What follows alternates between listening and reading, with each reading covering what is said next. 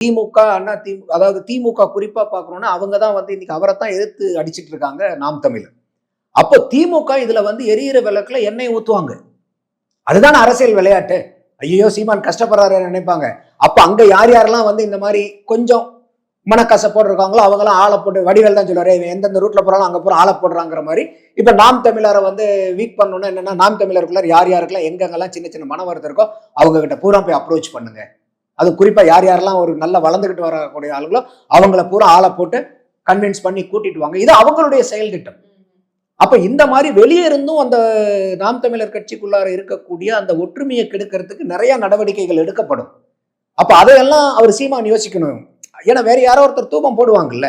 அப்ப அந்த மாதிரி இருக்கும்போது நீங்க கூப்பிட்டு கன்வின்ஸ் போனா போயிட்டோம் அப்படின்னாக்கா அப்புறம் எத்தனை பேர்த்த நீங்க வந்து அப்படி விட முடியும்? போனா போய்க்கோன்னு. அப்படி போனா போய்க்கோன்னு விடும்போது என்ன ஆகும்னா அந்த கட்டமைப்பு வந்து திடகாத்திரமா மாறாம போயிடும். அப்போ சீமான் அவர்கள் வந்து என்னதான் சீமான் பக்கம் நியாயமா இருக்குன்னு கூட வச்சுக்கங்க. இந்த மாதிரி ஒரு நல்ல திறமைசாலிகள் நீங்க சாதாரணமா ஒண்ணுமில்லாத ஆள் 10 பேர் கூட போய் திமுக சேர்ந்திருக்கலாம். எங்கேயாவது தெரிய போகுதா? இல்ல ஒரு 500 கூட போய் சேரட்டும் தெரிய போகுதா? ஆனா இந்த மாதிரி திறமைசாலிகள் ஒரு அறிமுகப்படுத்தப்பட்டவர்கள் நல்ல மக்கள் மனதில வந்து ஒரு செல்வாக்கு பெற்றவர்கள் வந்து எதிரணிக்கு போறாருங்கிறது வந்து அந்த கட்சிக்கு நாம் தமிழருக்கு வந்து ஒரு பலகீனமா மாறிடும்.